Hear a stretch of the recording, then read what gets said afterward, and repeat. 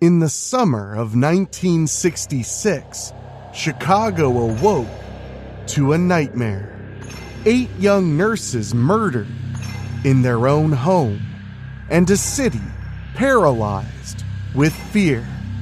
The killer, a drifter with a tattoo that read, "Born to Raise Hell." This is the story of Richard Speck. What you are about to hear is believed to be real, based on witness accounts, testimonies, and public record. This is terrifying and true.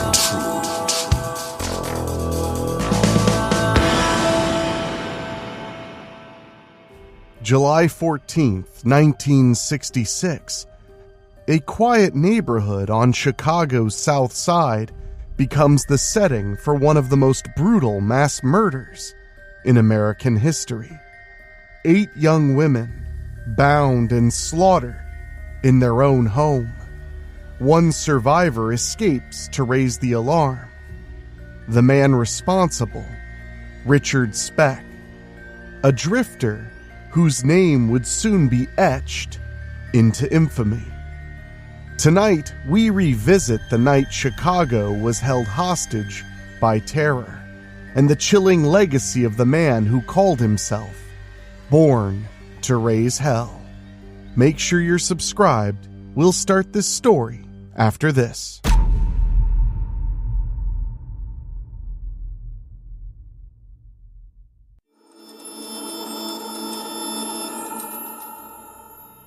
It was just past dawn on July 14th, 1966. A scream pierced the humid Chicago air as 23-year-old Corazon Amoreo climbed out onto a second-floor ledge of a brick townhouse, trembling and desperate for help. Inside, the scene was beyond horrifying. The bodies of 8 young nurses lay strewn throughout the house, evidence of a night of unimaginable terror. Neighbors, awakened by Amoreo's cries, stood aghast on the sidewalk as police arrived to confront what one newspaper would call the crime scene of the century. In a single night, an ex-convict drifter named Richard Speck had tortured, raped, and methodically murdered 8 student nurses in their own residence on Chicago's South Side, a crime so brutal and senseless that it shocked the world and left a city paralyzed with fear. This is the story of that night of horror and the twisted life and dark psychology of the man responsible, from his troubled beginnings to the chilling prison confession that would come to light decades later. We will journey through Richard Speck's life and crimes in vivid detail, tracing his path from a turbulent childhood to the bloody events of July 1966, the frantic manhunt that followed, and the dramatic trial that captivated a nation, and the disturbing legacy that endures to this day. A story that shines a light on how an ordinary summer night turned into a nightmare, and how one man's evil left an indelible mark on American history. Richard Benjamin Speck entered the world on December 6th, 1941, just one day before the Pearl Harbor attack, and he later quipped with grim humor that, quote, "The day I was born, all hell broke loose the next day." It was an eerie foreshadowing of the chaos he himself would one day unleash. Speck was born in Kirkwood, Illinois, the 7th of 8 children in a struggling lower-income family. His early childhood was marred by instability and loss. When Richard was only 6 years old, his father whom he adored, died of a heart attack, leaving his devout, teetotaler mother a young widow. 3 years later, his mother remarried, and Richard acquired a stepfather, Carl Lindbergh, whose influence would prove toxic. Lindbergh was a hard-drinking ex-con with a 25-year trail of arrests for crimes like forgery and drunk driving. He moved the family to rural Texas in 1950, transplanting young Richard from the Midwest to the hard-scrabble outskirts of Dallas. Speck's new home life in Texas was anything but happy. He hated his stepfather, who was often absent and abusive when present. The family shuffled from one poor Dallas neighborhood to another, 10 different addresses in a dozen years, never once finding stability. A shy boy with poor eyesight, Richard refused to wear the glasses he needed and struggled in school, repeating 8th grade and developing a deep-seated fear of being stared at. Fellow students remember him as nearly mute in class, a boy who shrank from attention. But outside the classroom, a very different Richard Speck emerged. By age 12, he had begun sneaking drinks of alcohol, and by 15, he was getting drunk almost every day. The quiet boy had a rebellious, self-destructive streak that was rapidly coming to the fore. Petty crime followed closely on the heels of Speck's teenage drinking. He was first arrested at 13 for trespassing, the start of a juvenile criminal record that would expand to dozens of arrests over the next several years. Fighting, public intoxication, minor thefts, Richard was in constant trouble. His home life deteriorated further as Lindbergh's drinking and temper grew worse. By the time Speck dropped out of high school at 16, he was already well acquainted with police stations and courtrooms. In November of 1961, at the Texas State Fair, 20-year-old Richard met a 15-year-old girl named Shirley Malone.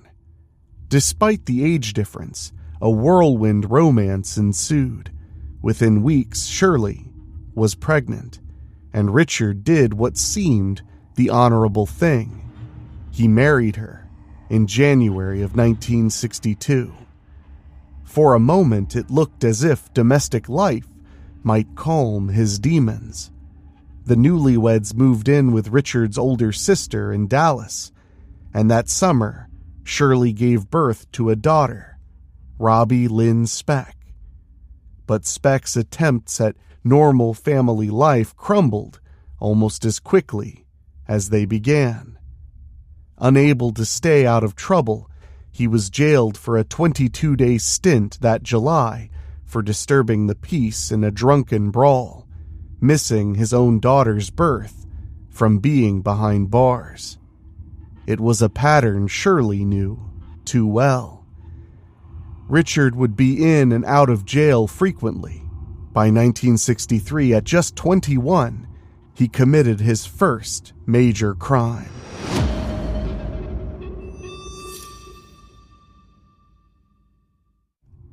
His first major prison sentence was a 3-year term for forging a coworker's check and burglarizing a grocery store. He served 16 months in the Texas State Penitentiary before being paroled in 1965. Upon release, he lasted barely a week on the outside before being arrested yet again, this time for attacking a woman with a knife in a parking lot. Convicted of aggravated assault and parole violation, Speck was sent back to prison. Incredibly, a bureaucratic error resulted in his release after just 6 months of that sentence. Luck, it seemed, was often on Richard Speck's side in those years, allowing him to slip through the cracks in the justice system. It was during one of these early prison stints that Speck marked himself, literally, for the infamy to come. He had the words "Born to Raise Hell" tattooed in blue ink on his forearm, a bold proclamation of the chaos he carried within. Certainly his young wife had already experienced firsthand that hell-raising tendency. By January 1966, Shirley had endured enough. She filed for divorce, cutting ties with the volatile man who couldn't stay out of jail. Speck, now a 24-year-old divorced ex-convict with a tattoo flaunting his nihilism, drifted aimlessly. He bounced between menial jobs, truck driver, meat packer, often getting fired for accidents or absenteeism. He spent his nights in taverns, drinking heavily and erupting into the occasional bar fight. Behind his brooding blue eyes and sullen, quiet demeanor lurked a well of anger and resentment, especially toward women. Later, psychiatric evaluation would conclude that Speck had an obsessive-compulsive personality and harbored a Madonna prostitute complex, placing women on pedestals until they betrayed him in some way, at which point they became targets for his rage. In Speck's warped mind, women were either saintly virgins like his mother and sisters, or prostitutes deserving of punishment. This dark psychological fault line would soon split open with catastrophic consequences. In March 1966, with his life in shambles in Texas and a warrant out for yet another arrest, Richard Speck fled north, facing what would have been his 42nd arrest in Dallas. He boarded a bus for Chicago on March 9th, seeking refuge with his older sister, Martha Thornton. Chicago offered the promise of a fresh start and anonymity, a place to lie low. At first, it seemed like a stroke of good fortune. Martha's husband, Gene, was a former Navy man who suggested that Richard try working as a merchant seaman on the Great Lakes freighters. Perhaps the discipline of ship life could straighten him out. On April 25, 1966, Speck dutifully applied for a seaman's card at the Coast Guard office, completing the fingerprints and physical exam needed for union work papers. By the end of April, he landed a spot as an apprentice seaman on an ore freighter. For a moment, it appeared as if Speck might truly turn a corner. Fate, or Speck's own self-sabotaging behavior, intervened. Just days into his first voyage on the ore boat Clarence B. Randall, Speck was stricken with acute appendicitis and had to be airlifted off the ship for emergency surgery. After recuperating from his appendectomy, he returned to the Randall in May 1966 and sailed as a deckhand until mid-June. But Speck's old habits resurfaced. He fell into heavy drinking on board and clashed with an officer. On June 14th, after a drunken quarrel, he was kicked off the ship at its port of call. By June 15th, Richard Speck was once again unemployed and adrift in Chicago. Over the next weeks, Speck drifted through cheap flop houses and bars on Chicago's far south side, growing increasingly despondent and angry. He briefly left the city to visit a nurse's aide he had befriended during his hospital stay, a 28-year-old woman in Michigan who even lent him $80 out of pity. But by early July, he was back in Chicago, jobless and quickly burning through what little money he had. Each morning, he haunted the National Maritime Union hiring hall on East 100th Street, hoping to snag a berth on a ship.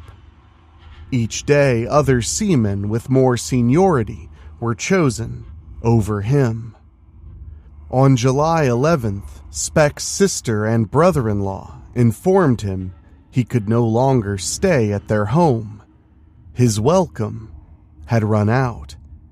Carrying his meager belongings in a couple of suitcases, Speck rented a room for $2.50, a meager $24.81 even in today's money, at a nearby boarding house, and continued his fruitless wait at the hiring hall. By Wednesday, July 13th, 1966, Richard Speck was nearing a breaking point. That afternoon, he lost out on yet another ship assignment due to an administrative mix-up. Frustrated, broke, and fueled by alcohol and seething resentment, he wandered the neighborhood around the hiring hall. The summer sun beat down as he carried his suitcases through South Deering, eventually stashing them at a gas station for the day. At 5'8" with a lanky build, the 24-year-old ex-sailor cut an unremarkable figure, dressed entirely in black and brooding under a mop of dark hair. But inside, his thoughts were anything but ordinary.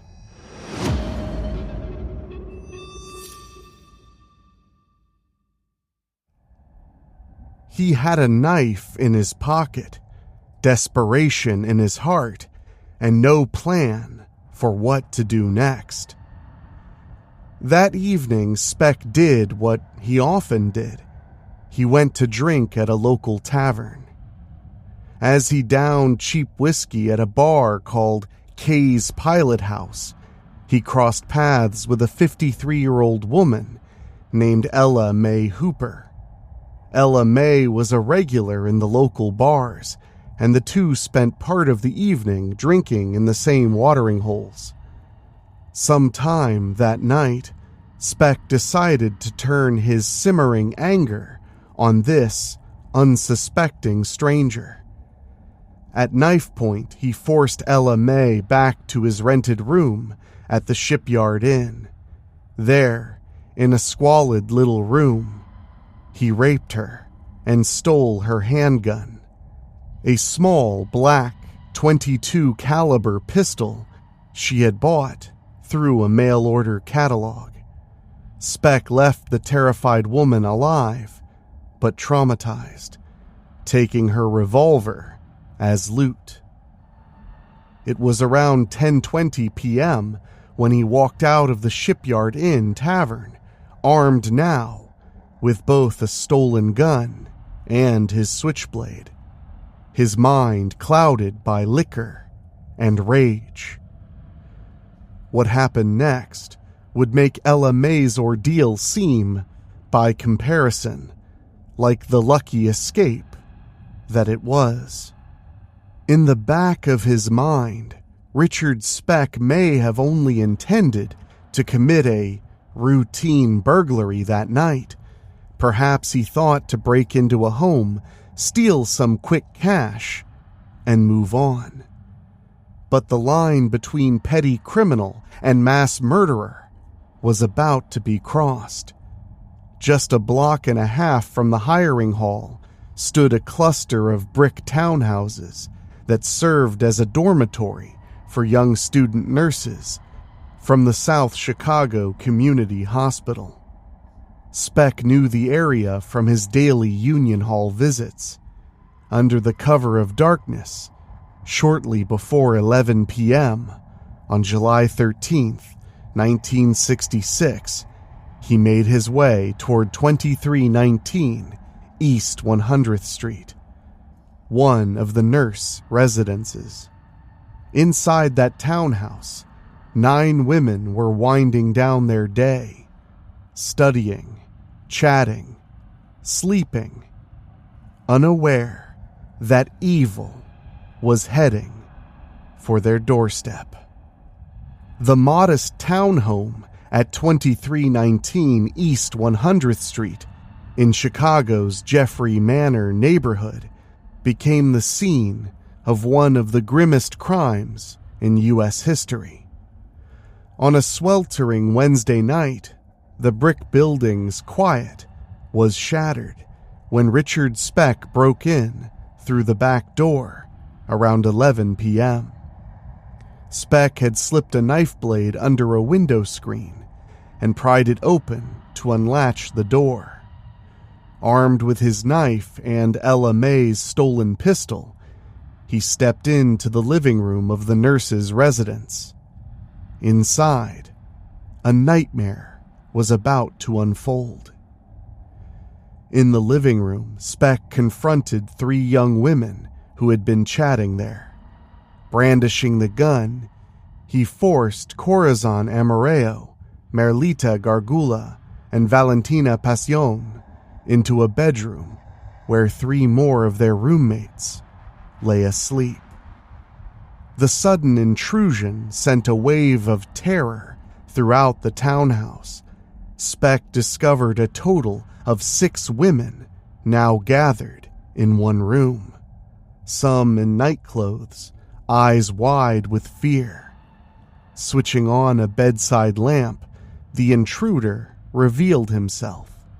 A scowling man, dressed in black, reeking of alcohol, with a pockmarked face and the aforementioned inciting phrase tattooed on his forearm.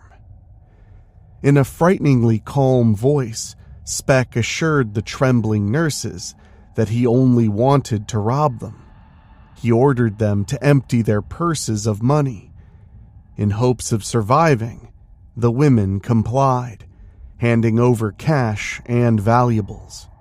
In order to keep his hostages under control, Speck tore bedsheets into strips and tied up his victims, binding their wrists and ankles with expert knots that suggested his seaman's training. The nurses could only exchange terrified glances as Speck methodically secured them. He gagged some of them to muffle any screams.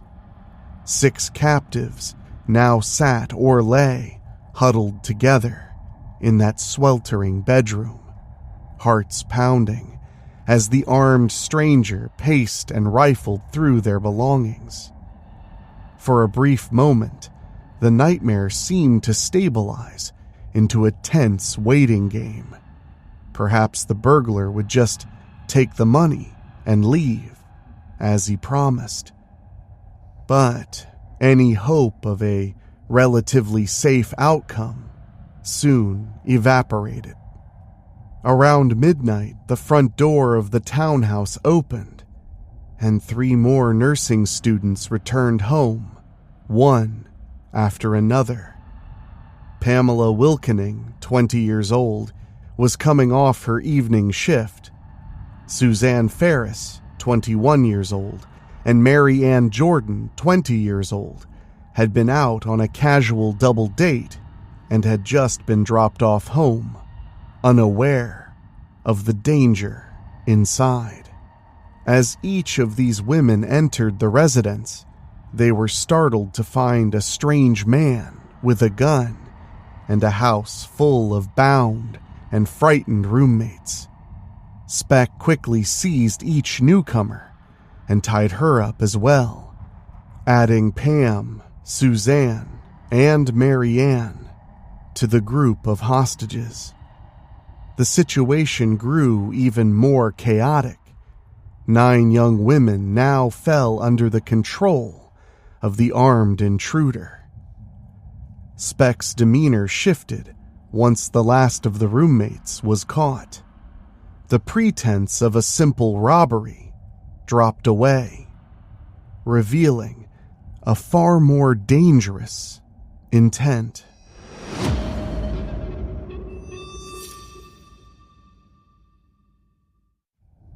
Later, investigators speculated that Speck's original plan had indeed been a burglary, but the arrival of additional witnesses pushed him into a deadly corner.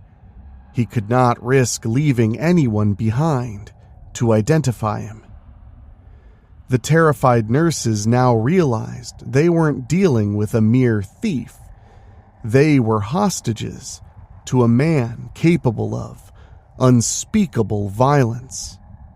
What followed was an hours-long ordeal of pure horror, as one by one, Speck began to slaughter the defenseless women.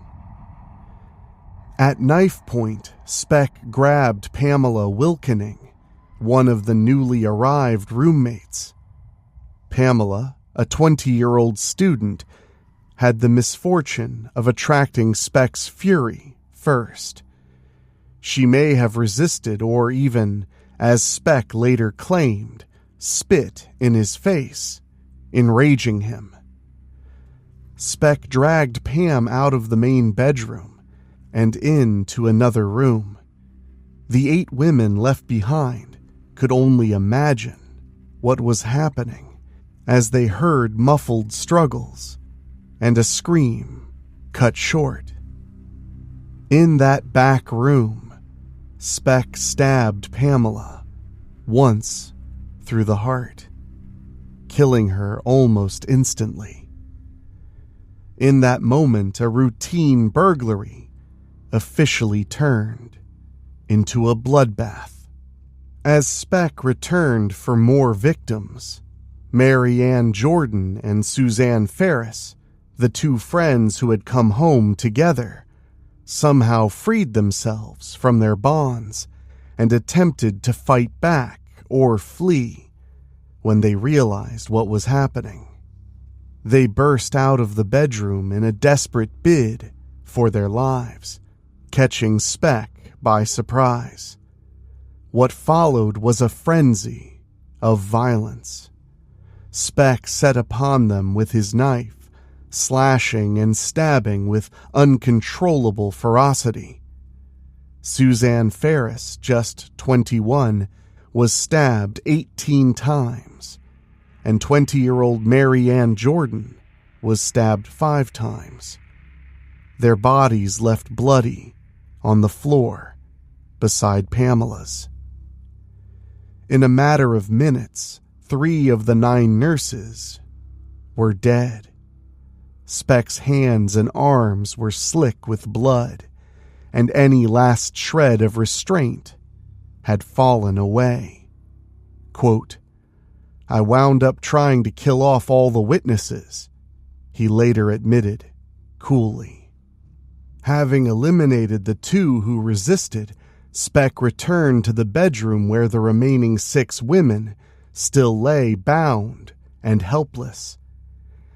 Inside that sweltering room, the captive nurses could hear their friends being butchered, one after the other, the thuds and muffled cries echoing through the walls. They huddled together in terror, some silently praying, when the bedroom door creaked open. Speck stood there with a knife in his hand and an unfathomable look in his eyes. He had crossed the point of no return. Quote, "It was at that moment that he decided to kill them all. They had all seen his face," one detective later observed of Speck's mindset. In Speck's own blunt words, quote, "All hell broke loose in that townhouse." His homicidal rage was now in full, unrelenting motion. What followed was a grim procession of death. Speck began selecting the women, one by one, yanking each from the room to meet her fate, while the others waited, bound and gagged, in absolute dread. 23-year-old Gloria Davy, 24-year-old Nina Jo Schmale, 23-year-old Valentina Passion, 23-year-old Merlita Gargulo, and 20-year-old Patricia Matusek were led away in turn and murdered. Some were strangled with strips of bedsheet, others were stabbed or a combination of both. The unsuspecting house was turned into a slaughterhouse. Between each killing, Speck would return to the main bedroom to grab the next victim, a bloodied butcher calmly choosing the next lamb. Each time he left the room with a captive, the minutes dragged excruciatingly for those still waiting. Muffled screams or thuds would eventually signal another friend gone, and the cycle would begin anew. The killings were separated by agonizing intervals of 20 to 30 minutes, ample time for the remaining women to fully comprehend the fate that was approaching. One can only imagine the psychological torture they endured in those intervals, the prayers, the tears in the dark, the faint hope that perhaps police would burst in at any moment and save them. For Corazon, Cora, and Moreo, that dwindling group of doomed friends initially included her. Cora had been there from the beginning. She was the one who answered the door to Speck that night, unwittingly letting the wolf into the fold. Now, bound hand and foot on the floor amid the carnage, Cora realized with clarity that unless she did something, she would be next.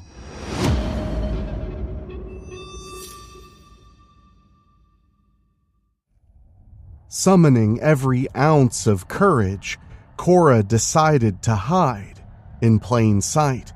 While Speck was out of the room with another victim, Cora inched her way, still tied, towards a narrow gap beneath one of the bunk beds. Inch by inch, the 23-year-old nursing exchange student from the Philippines wriggled on her belly into the dark recess under the bed frame. There she lay, cramped and barely breathing, trying to make no sound. Blankets hanging off the bed provided a flimsy concealment. Cora's heart pounded as she listened to Richard Speck drag yet another roommate out of the room to her death. Would he notice one fewer figure when he returned? One after another, Speck dispatched the remaining nurses. He showed a particular cruelty toward Gloria Davy, the last victim, who endured the worst of his savagery. Unlike the others, Gloria was not simply stabbed or strangled immediately. Speck sexually assaulted her before killing her. Gloria's end was especially brutal.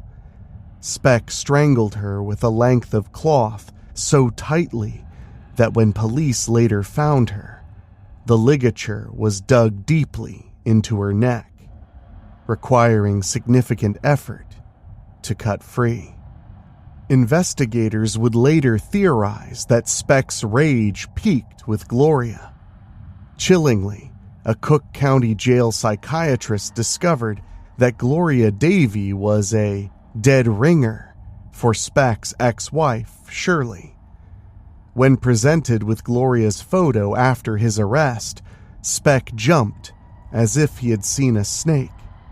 The psychiatrist Dr. Marvin Ziporin believed that something about Gloria, her resemblance to the woman who had divorced him, tapped into Speck's deepest hatred. On the secret tape he made years later, Speck sneered about Gloria. Quote, "She was the one that was flirting with me. She didn't have nothing I wanted, and I killed her." It was an appalling statement of utter remorselessness toward the young woman he had violated and strangled last. By roughly 3:30 a.m. on July 14th, the rampage was over. The air inside 2319 East 100th Street was stifling and thick with the coppery smell of blood. The floors were slick. 8 women lay dead, their youthful lives brutally snuffed out in a matter of hours. In the sudden stillness, Richard Speck stood amidst the carnage and surveyed the bedroom one final time. Incredibly, he failed to notice that a 9th woman was no longer among the bodies. Whether he miscounted in his drunken haze or assumed only 8 nurses lived there, Speck was unaware that one potential witness still lived.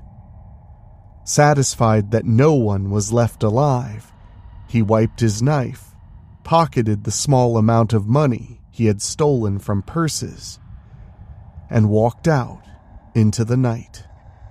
Under the bed in the front bedroom, Corazon Amoreo did not dare move or make a sound.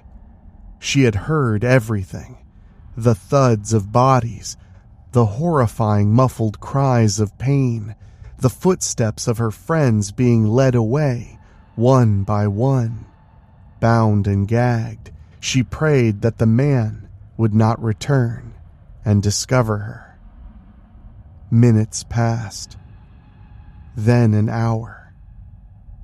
Finally, the only sounds were the ticking of a clock and Cora's own heartbeat thundering in her ears. Still, she waited, paralyzed with fear that he might be lurking. It was nearly 6 a.m., almost 3 hours after Speck had left, when Cora dared to emerge. Dawn light crept through the windows, illuminating a scene of utter devastation. Overturned furniture, blood-spattered walls, and the lifeless forms of her roommates.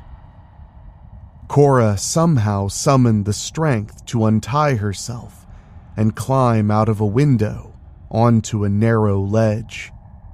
Then, the enormity of what had happened crashing upon her, she began screaming, "Help!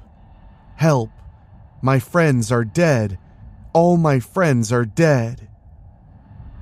Her screams echoed down East 100th Street as stunned neighbors emerged from their homes.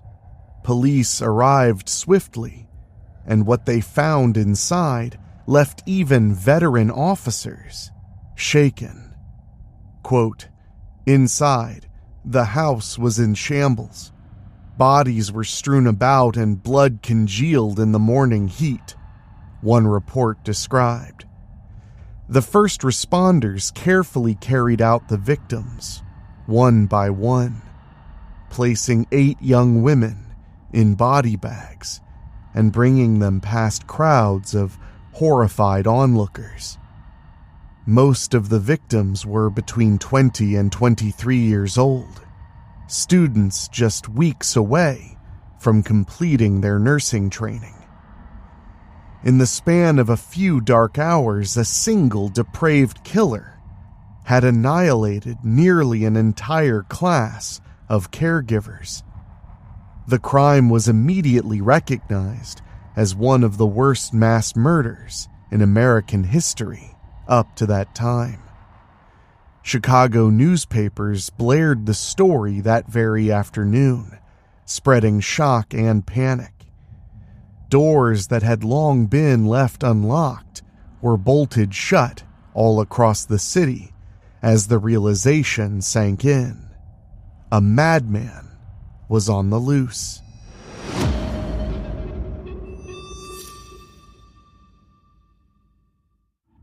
Cora Amaral, the lone survivor, became the critical witness to this horror. At just 23 years old, far from her home in the Philippines, she had lost 8 dear friends in one night and barely escaped with her own life. Yet, despite her trauma, Cora would prove to be incredibly composed and determined in the aftermath. She provided the police with as much detail as she could about the killer.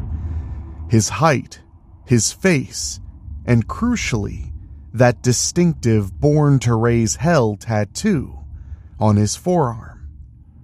Working quickly as possible, detectives had Cora help them create a composite sketch of the suspect's face. A sketch that, by the next morning, was front-page news on every Chicago paper. The biggest manhunt in Chicago's history was officially underway. Chicago in July of 1966 was a city under siege, not by an invading army, but by the palpable fear of a killer roaming free. In the days following the nurse murders, anxiety gripped the metropolis. Quote, "When Richard Speck was on the loose in 1966, people were afraid to go outside," recalled one account. Residents double-locked their doors and peered over their shoulders. The newspapers christened the unknown assailant the madman, the monster, or simply the killer. For 2 days, Richard Speck walked among this terrified public as an anonymous fugitive, while hundreds of police officers worked around the clock to track him down. The breakthrough came from diligent police legwork and a bit of luck. On the morning of July 14th, mere hours after the massacre, Detective Eddie Wielasinski canvassed the neighborhood for any clues. At a gas station 6 blocks from the murder scene, the attendant, Dennis Ryan, mentioned an unusual encounter from the previous night. A disheveled man had come in with a couple of suitcases, asking if he could leave them overnight. The man had muttered something about being a seaman. This piqued the detective's interest. The nurse's townhouse was only about 150 feet from the maritime hiring hall, after all. Following this lead, Wielasinski went to the NMU hiring hall across from the murder site. There, union employees immediately recognized the police composite sketch. It looked just like a seaman who had been lingering around for work. They rummaged through the wastebasket and found a crumpled registration slip with the name Richard Franklin Speck written on it. Speck's identity was now known. The dragnet tightened as investigators pulled his fingerprints from Coast Guard records and began matching them against prints lifted from the crime scene. While police were zeroing in on his identity, Richard Speck was busy trying to disappear. After leaving the massacre scene, he had retrieved his suitcases and faded into Chicago's vast Skid Row. He checked into the Star Hotel under an alias in the seedy West Madison Street district. The Star was the kind of flophouse where society's lost souls congregated, a filthy, dilapidated warren crawling with drunks and drifters. One detective described it as, quote, truly revolting.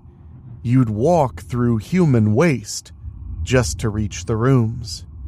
Here, amidst the vomit-stained corridors and flickering neon of West Madison, Speck believed he could lay low. In this boulevard of forgotten men, he was just another anonymous drifter. He spent July 15th on the Star's fire escape, drinking cheap wine with two transient men, one of whom was named Claude Lunsford. Speck likely saw the newspapers that day, his own eyes staring back from crude sketches on front pages. But he said nothing to his drinking buddies of his infamy. Lunsford later recalled noticing Speck's eerie calm and that prominent tattoo, but it wasn't until he too saw the composite sketch in the paper that he realized who his friend at the hotel really was. On the evening of July 15th, Lunsford actually phoned the police to report that Speck, the murder suspect all over the news, was right there at the Star Hotel.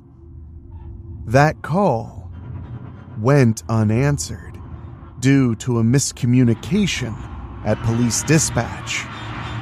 Speck remained at large, oblivious to how close he'd come to capture. By July 16th, the pressure on law enforcement was enormous. Luckily, the forensic work paid off. Speck's fingerprints from the crime scene, left on a door and other surfaces, were manually matched to those on file from his naval application. Police Superintendent Orlando Wilson held a press conference to announce Richard Speck as the prime suspect in the massacre, releasing his photograph to the public. This news was broadcast on radio, television, and in papers worldwide. The monster now had a face and a name. Speck's days of hiding under a fake identity were over. Reading the papers on July 16th, he saw himself unmasked as the wanted man. Panicked and with nowhere left to run, Speck decided to take what he thought was the only escape route left: suicide.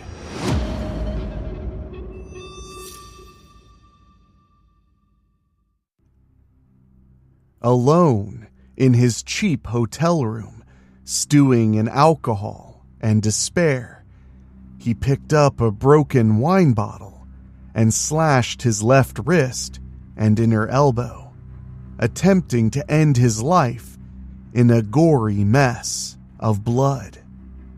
But even in this, Richard Speck's luck played a cruel trick. After a few moments of bleeding, he apparently lost his nerve and staggered into the hotel hallway, seeking help. Or perhaps an employee simply heard his cries. Around midnight, an ambulance was called to the Star Hotel for a bleeding man with self-inflicted wounds. Unconscious and drenched in blood, Speck was rushed to Cook County Hospital in the early minutes of July 17, 1966. At the hospital, the hand of fate intervened decisively. A young surgical resident, Dr. Leroy Smith, had read the newspapers describing the wanted killer and his identifying tattoo. When Dr. Smith was summoned to attend to an attempted suicide case arriving in the emergency room, something clicked in his mind. As he began treating the pale, bleeding man on the gurney, he noticed, under the smeared blood, faint blue letters on the patient's forearm. Born to raise hell. Smith's pulse quickened. Quote, I asked him what his name was, and he told me his name was Speck, the doctor later recounted. In that instant, the monster was unmasked. Dr. Smith stepped back and notified security and the police. The mass murderer that all of Chicago was hunting was lying right there on the operating table. Police rushed in and finally placed Richard Speck under arrest in the early hours of July 17th, 1966. He was so physically weak from blood loss that he needed surgery to repair a severed artery. Officers stood guard in the operating room, ensuring the man who had so narrowly cheated justice before would not slip away this time. Outside the hospital, a crowd gathered despite the late hour, eager for confirmation that the nightmare was over. When word spread that Speck had been caught, a collective sigh of relief was felt in Chicago and across the nation. The city could sleep a little easier knowing the madman of 100th Street was behind bars, heavily sedated and handcuffed to a hospital bed. But for the families of the victims, and for the one lone survivor, Corazon Amareo, the ordeal was not over. They now faced the emotional turmoil of trials and the harsh glare of public attention. Speck's capture raised immediate questions. Could such an explosive, violent individual possibly be sane? In the wake of the Miranda v. Arizona ruling just weeks earlier, police were exceedingly cautious. Speck was not even interrogated for weeks in order to avoid jeopardizing the case on a technicality. Miranda v. Arizona is what established what has become known as Miranda rights, law enforcement's responsibility to inform those they have arrested of their right to remain silent, of the possibility that anything they say can be used against them, and their right to an attorney. In the meantime, investigators built an ironclad case. They had fingerprints matching Speck at the crime scene. They had stolen items from earlier crimes in Speck's possession. Most importantly, though, they had an eyewitness who had looked the killer in the eyes. Cora Amareo's brave testimony would become the linchpin to ensuring Richard Speck faced justice. And so, less than 10 months after that awful July night, the stage was set in a Peoria courthouse for one of the most dramatic criminal trials of the 1960s. The trial of Richard Speck opened in early April 1967, and it unfolded like a gripping courtroom drama that held the entire country in thrall. Due to massive pre-trial publicity and public anger in Chicago, the venue had been moved to Peoria, Illinois, about 160 miles away. There, in the Peoria County Courthouse, 25-year-old Speck faced murder charges for the 8 nurses. He appeared in court clean-shaven, wearing horn-rimmed glasses and a suit, a far cry from the drunken predator of the year before. Yet the veneer of normalcy did nothing to mitigate the atmosphere of dread and fascination in the courtroom. A gag order had been imposed on press coverage, but word still trickled out about each day's dramatic proceedings. On the prosecution side were an avalanche of evidence and one star witness whose testimony would prove unforgettable. Before the trial, the defense had little to work with beyond questions of Speck's sanity and memory. A panel of doctors had examined him and found him competent to stand trial, and they rejected any insanity defense, concluding he understood the nature of his heinous acts. Speck himself claimed to have no recollection of the killings, a convenient blank spot he maintained since arrest. In private, while hospitalized after capture, he had actually confessed to Dr. Leroy Smith, blurting out, quote, "I'm the one who killed those nurses," while sedated.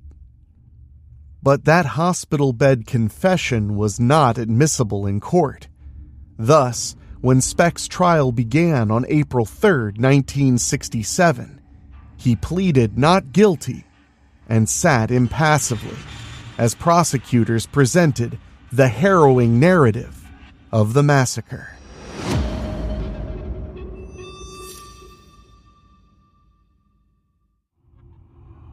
On April 5th, Corazon Amoreo took the stand, and a hush fell over the courtroom. Everyone knew that this poised young woman had lived through hell and come to speak on behalf of the dead. There had been doubts about asking Cora to relive that trauma in open court. Would she be too fragile, too frightened? Those doubts vanished as soon as she began to speak. In clear, precise detail, Corazon recounted the nightmare of July 13th and 14th, the sudden break-in, the tying up, the terror as her friends were led away, one by one. The courtroom sat riveted, some jurors in tears, as Cora described hiding under the bed and hearing the muffled screams of her roommates being murdered. Then came the moment of identification, a scene as dramatic as any Hollywood script. When asked if she saw the man who committed these crimes, Cora did not stay seated and simply point. She left the witness stand and walked directly up to the defense table, stopping just inches from Richard Speck and extending her arm to point at his face. "This is the man," she declared firmly. Her voice did not waver. Speck stared straight ahead, emotionless, as the woman he had failed to kill sealed his fate. Evidence against Speck was indeed damning, as the Chicago History Museum later put it. Beyond Cora's eyewitness testimony, fingerprints found on the doorframe of the nurse's townhouse matched those of Speck's perfectly.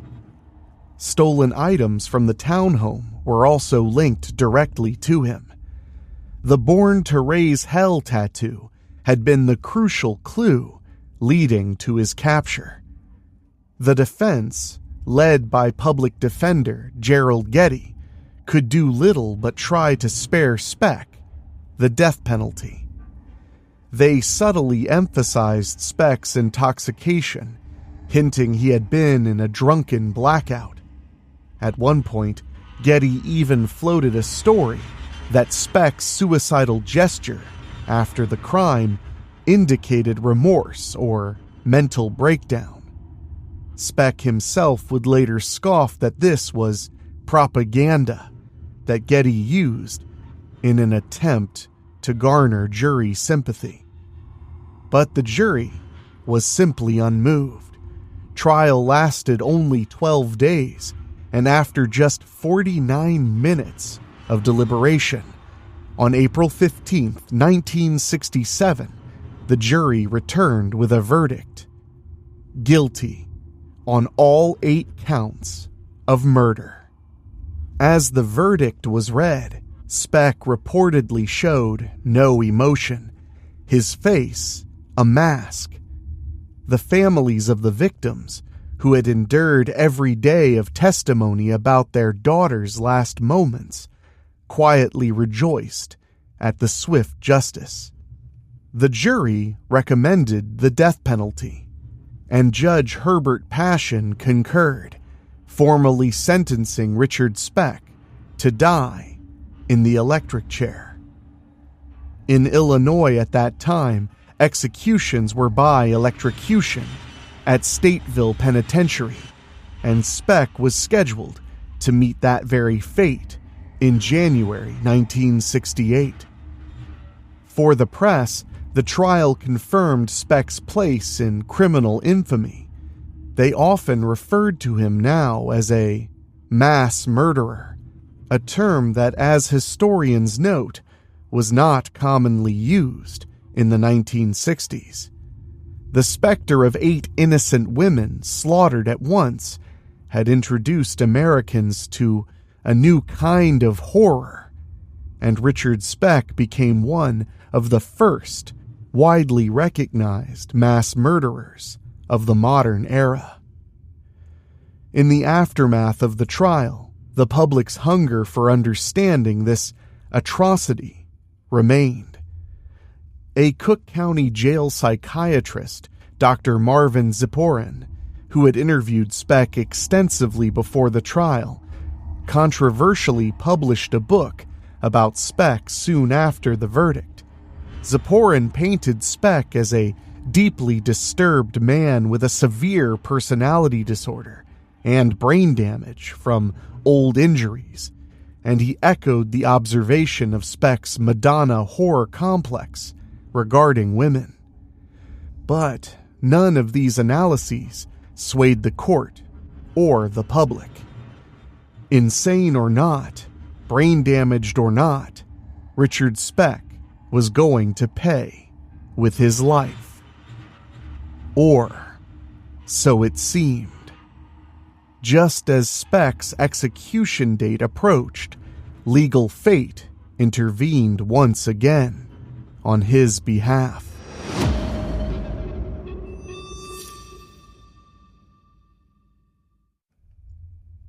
In June 1972, the United States Supreme Court issued its decision in Furman v. Georgia, which effectively struck down existing death penalty statutes nationwide.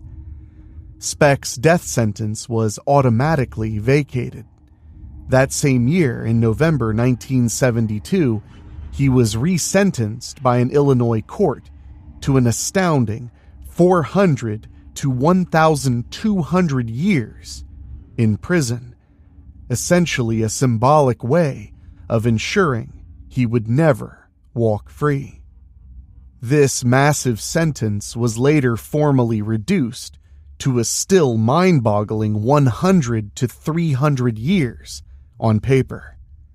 In practical terms, Richard Speck's punishment became life in prison, with no realistic hope of release. Yet, to the dismay of the victims' families, even the notion of no release proved fraught. Starting in the mid-1970s, Speck technically became eligible for periodic parole hearings, a quirk of Illinois sentencing laws that did not anticipate 1,200-year terms. Only a decade after the murders, Speck had his first parole hearing in 1976, which stunned the families of his victims. Quote, "When they commuted the death penalty, I thought it meant life in prison, said John Schmale, brother of victim Nina Schmale. I had no idea that despite the fact he murdered 8 nurses, he was up for parole within 7 years. It was indeed a cruel ordeal. Each time Speck came up for parole, and he did so 7 times in total, the bereaved families had to relive the nightmare, writing letters and often appearing in person to urge the parole board to keep this killer behind bars.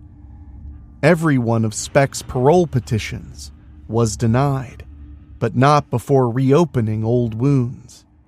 As the years wore on, many of the victims' parents passed away, some not living long enough to see the final closure of Speck's saga. Quote, "Even in jail, it seems Richard Speck had found a way to kill," one commentator grimly noted, referring to how stress and grief wore down those left behind. Through it all, Speck remained largely silent publicly. He granted no interviews in the decade after the trial, except one brief conversation with a Chicago Tribune columnist in 1978.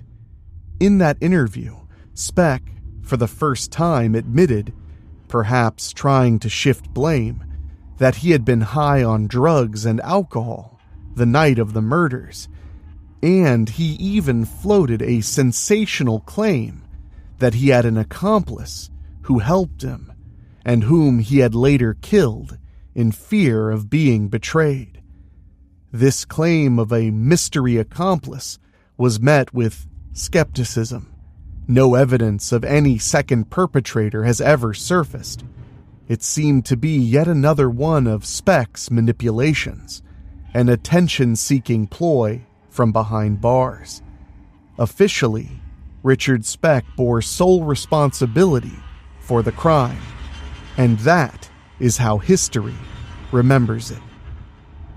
With his appeals exhausted and parole continually denied, Richard Speck settled in to the oblivion of life in prison. But as we would come to know, even behind bars, his capacity for shocking the public was not yet over. Richard Speck's new home was Stateville Correctional Center, a maximum security prison in Illinois where he was sent to serve his staggeringly long sentence. Initially, Speck was treated as the infamous criminal he was, kept in isolation for his own safety and the prison's security. In those early years, he was a slight, brooding figure in a cell block full of hardened convicts. A guard later recalled that Speck was, quote, weak-minded and easily influenced. In other words, he wasn't a predatory alpha behind bars. He was malleable, someone who might adapt to survive. Over time, that's exactly what Richard Speck did. He adapted to prison in ways that would defy society's expectations, indulging in a life of leisure and vice that few would have imagined possible for an 8-time murderer locked away for centuries. In the 1970s and 80s, Illinois' prison system became notoriously overcrowded and corrupt. At Stateville, 2 inmates were often crammed into cells meant for 1, and the guard-to-prisoner ratio was terribly low. This environment allowed enterprising inmates to obtain all manner of contraband, usually with the aid of bribed or coerced guards. Speck took full advantage. Once he was moved into the general population, he found ways to gain a measure of freedom and comfort. He secured prison jobs as a painter and sewing machine repairman, roles that let him roam around the facility more than most. He learned to brew homemade alcohol, often referred to as Pruno, and became a supplier of it to other inmates, which earned him favors and a form of power in the inmate hierarchy. In effect, Speck, the lowly, weak inmate, ingratiated himself and became a fixture in Stateville's underground economy. But the most bizarre transformation was physical. Sometime in the early 1980s, fellow prisoners noticed that Speck was developing female-like breasts. Rumors ran wild.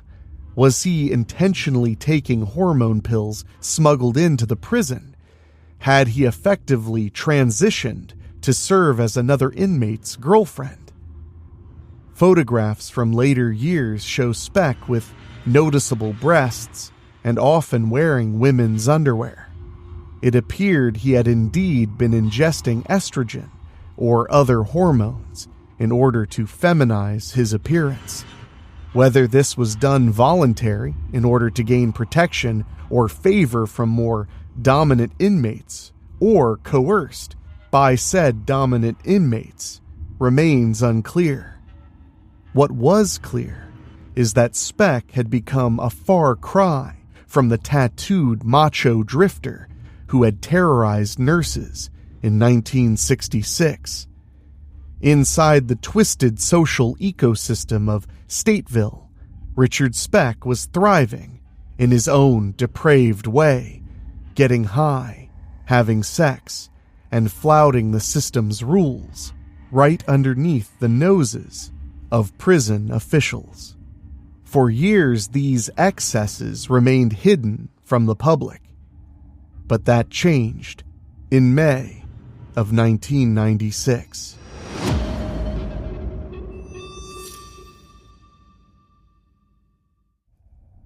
Five years after Speck's death, a shocking video surfaced and exploded on television screens across America. Investigative journalist Bill Curtis obtained an 8mm videotape that had been recorded inside Stateville back in 1988. The tape, grainy, raw, and almost unbelievable, showed Richard Speck and two inmate companions partying in a prison cell like it was a frat house. On this contraband video, Speck appeared with bleach blonde hair, wearing silky women's panties, his shirt pulled up to reveal feminine breasts. He was snorting what looked like lines of cocaine, chugging whiskey, and rolling joints of marijuana. At one point, he produced a thick roll of $100 bills and casually counted them on camera, boasting of his illicit riches.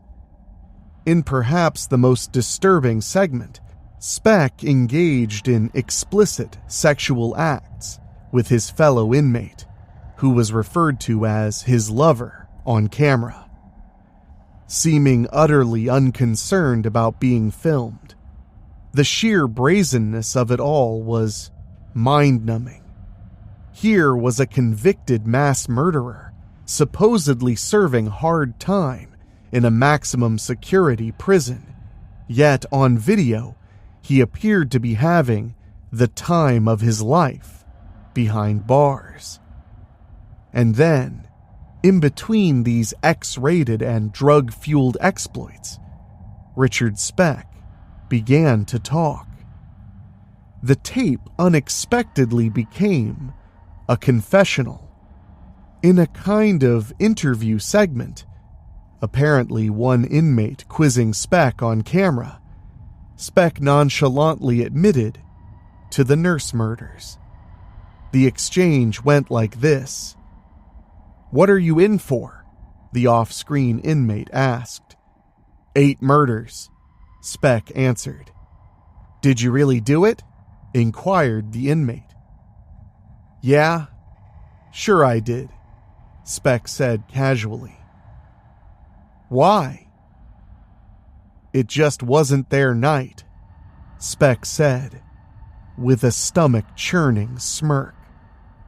The man who had claimed amnesia during his trial now coolly detailed his crime. He explained he used a knife instead of his gun because, quote, guns make too much noise. The knife was quiet. He described how it began as a burglary until, quote, all hell broke loose. He even educated his listeners on the mechanics of murder. Quote, strangling somebody isn't like TV. You gotta go at it for 3 minutes. It takes a lot of strength. Perhaps most chilling of all was Speck's complete lack of remorse. On the tape, an inmate asked, how do you feel after killing all those women? Speck replied, with a shrug, like I always felt. I had no feelings. If you're asking if I felt sorry, no. In that one tape, Speck managed to horrify the nation all over again, not with new crimes, but with the evidence that he had never been punished as harshly as everyone had assumed. The video's public release in 1996 caused a national scandal. People could not fathom how a man guilty of such atrocities could be effectively enjoying a hedonistic romp in prison, as one reporter put it. Lawmakers in Illinois were outraged. Hearings were convened in the state legislature, even as the videotaped excerpts were broadcast on the news. Quote, it's an indictment of our prison system. How we really lost control, said one prison reform advocate upon seeing the Speck tape. Indeed, the tape forced an ugly reckoning. Guards were complicit in smuggling contraband, drugs, money, cameras, etc., to inmates, and Stateville was revealed to be dangerously lax. For the families of Speck's victims, the tape was like ripping open an old wound. They had lived with the fact that Speck escaped the electric chair, but they took some solace in thinking he was languishing miserably in a cell. Now they saw him laughing, partying, and gloating about the murders of their loved ones. The outrage was enough that many cited the Speck tape as justification to bring back the death penalty for heinous criminals. Illinois had reinstated capital punishment in 1974 after the Furman pause, but the broader debate on the death penalty's merits was reinvigorated by this scandal. In the end, however, Richard Speck himself never faced any direct consequences from the tape. He had died quietly a few years before it emerged. On December 5th, 1991, the eve of his 50th birthday, Speck collapsed in his prison cell after complaining of chest pains. He was rushed to a hospital in Joliet, and doctors worked furiously for over 4 hours to save his life, oddly determined to revive a man who had shown no mercy to others. But Speck was beyond saving. He died of what was officially recorded as a heart attack at age 49. In a final footnote befitting his ignominy, none of Speck's family came forward to claim the body. His remains were cremated, and his ashes were quietly scattered at an undisclosed location, effectively thrown to the wind, just as he had once said he didn't give a damn what became of him after death. Richard Speck, the man who declared himself the devil and boasted, quote, if they knew how much fun I was having, they'd turn me loose, exited the world as anonymously as he had entered it. Yet the shadow he cast on his victims' families, on the city of Chicago, and on American society would not disperse so easily.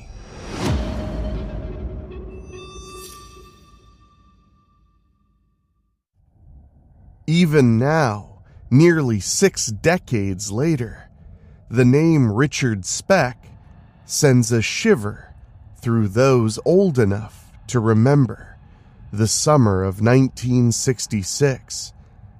His crimes stand as a gruesome benchmark in the history of American violence, often referred to as the Chicago Nurse Murders, or simply the Chicago Massacre.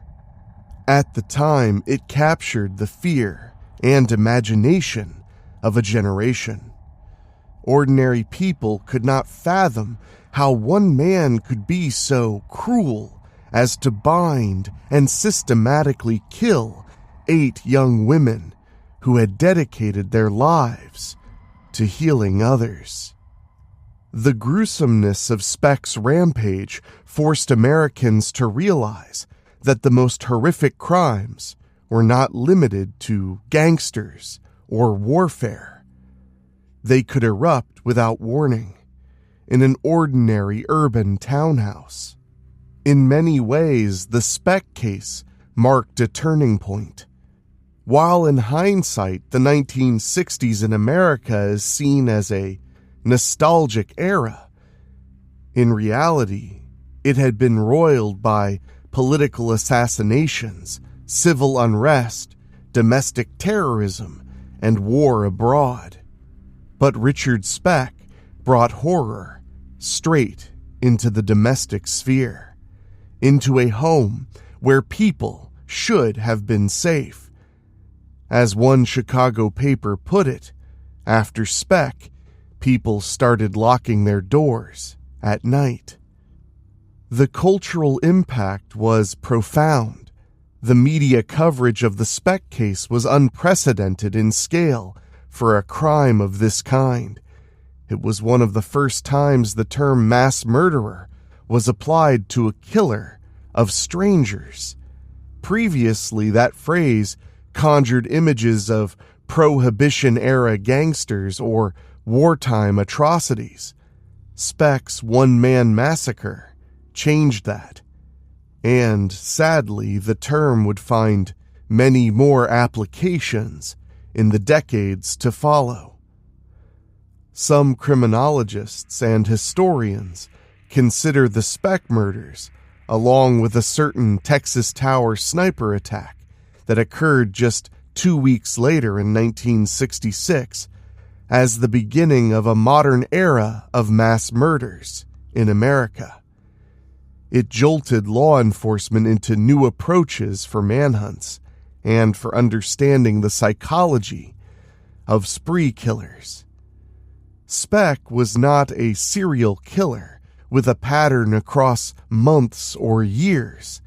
He was something arguably more frightening at the time. An unpredictable man whose anger exploded in one cataclysmic event. The victims of Richard Speck were not forgotten.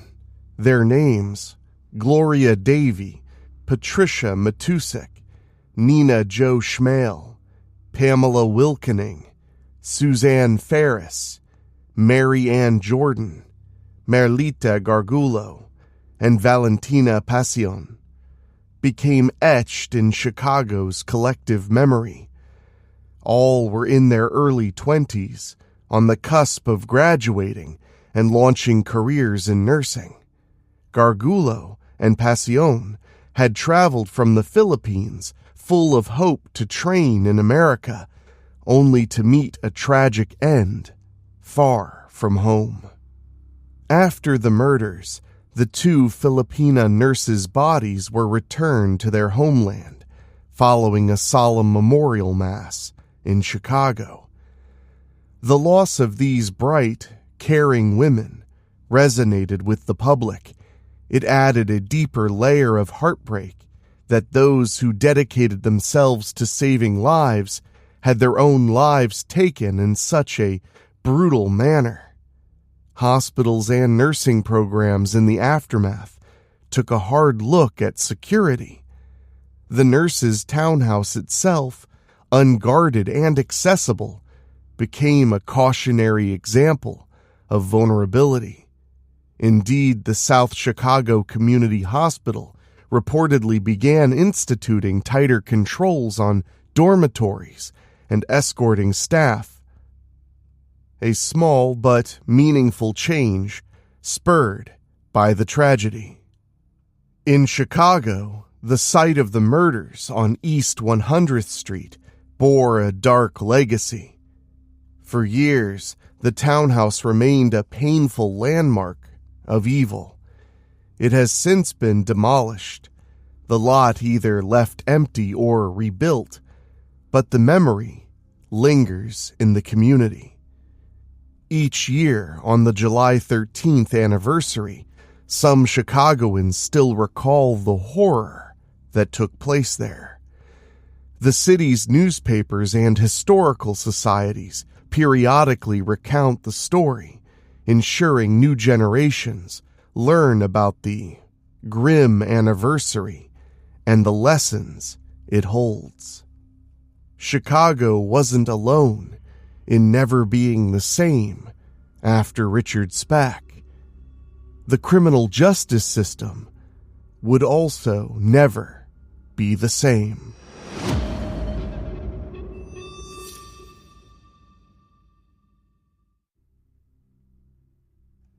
Illinois, which had commuted Speck's death sentence and essentially allowed him to live out his natural life, later went through cycles of abolishing and reinstating the death penalty. In debates, prosecutors and politicians would invoke names like Speck's, arguing that some crimes were so heinous that execution was the only just punishment. When the Speck tapes surfaced in 1996, as mentioned, they added fuel to those arguments. Public sentiment swung toward the view that society had failed by letting Speck live and even thrive in prison. The scandal forced reforms in Illinois prisons.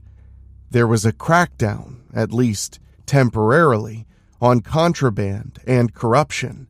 Some guards faced investigation for how Speck could obtain a video camera, let alone drugs, so freely. The Illinois legislature even held official hearings specifically on the Speck tape incident. While one might cynically note these efforts came years too late, after Speck was already dead, they nonetheless show his actions continued to spark change long after the fact. In the arena of popular culture, the Speck murders have been retold countless times, reflecting an enduring morbid fascination. Films, TV movies, and episodes of true crime series have dramatized the story, often focusing on the tension of that night and the miracle of Cora Amareo's survival. True crime authors have pored over Speck's psyche in books, examining how an unremarkable loser became a figure of nightmares. Speck's infamy even found its way into music and literature as a symbol of pure evil and the banality of it. Yet, unlike certain serial killers who spawn cult followings or copycats, Speck remains more reviled than mythologized. A boogeyman that evokes revulsion rather than dark charisma. Perhaps it's because there is so little ambiguity or mystery in his crimes. It was brutality, plain and simple, visited upon innocence. For the families of those 8 nurses, Richard Speck's death in 1991 brought a measure of closure.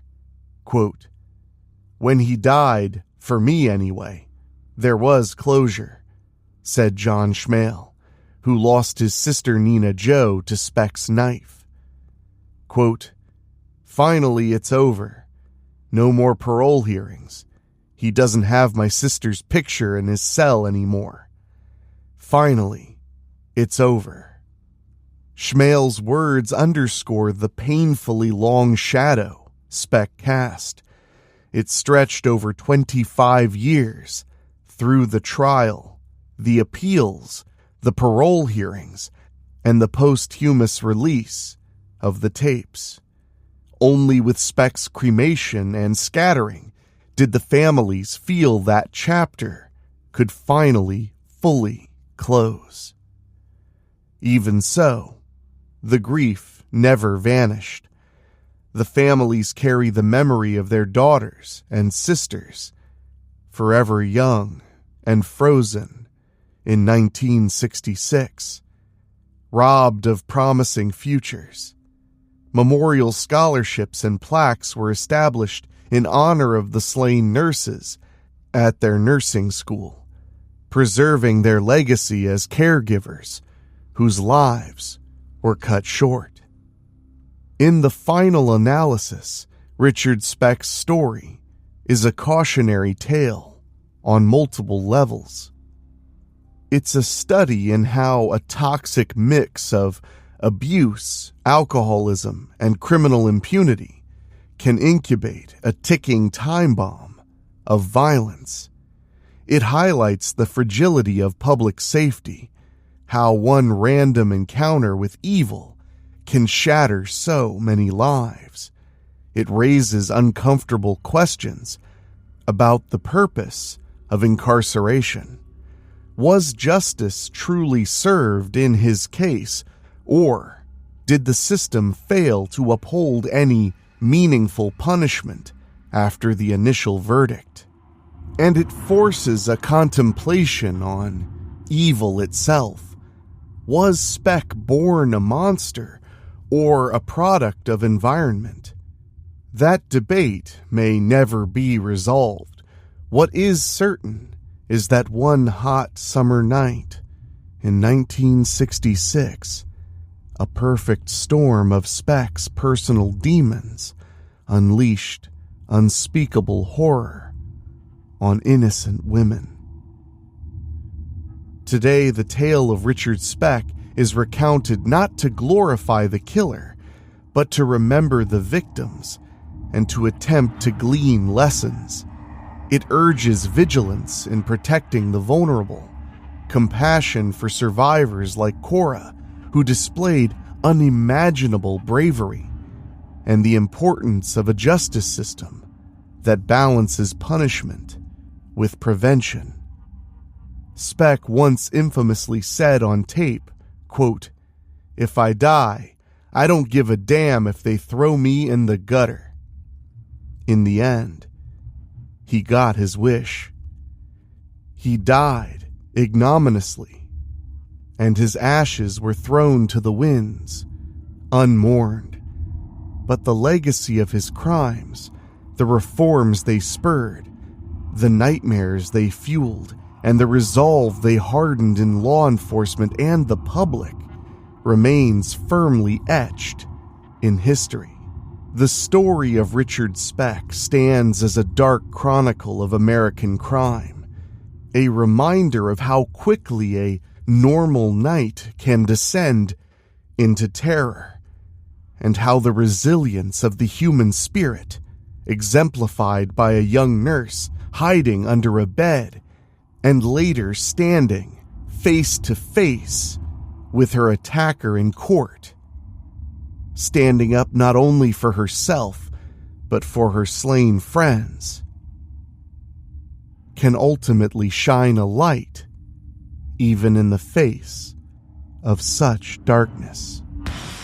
Terrifying and True is narrated by Enrique Couto. It's executive produced by Rob Fields and Bobbletopia.com, and produced by Dan Wilder, with original theme music by Ray Mattis. If you have a story you think we should cover on Terrifying and True, send us an email at weeklyspooky@gmail.com. And if you want to support us for as little as $1 a month, go to weeklyspooky.com/join. Your support for as little as $1 a month keeps the show going And speaking of, I want to say an extra special thank you to our Patreon podcast boosters, folks who pay a little bit more to hear their name at the end of the show. And they are Johnny Nix, Kate and Lulu, Jessica Fuller, Mike Eschewey, Jenny Green, Amber Hansford, Karen Wiemet, Jack Kerr, and Craig Cohen. Thank you all so much, and thank you for listening. We'll see you all right here next time on Terrifying and True.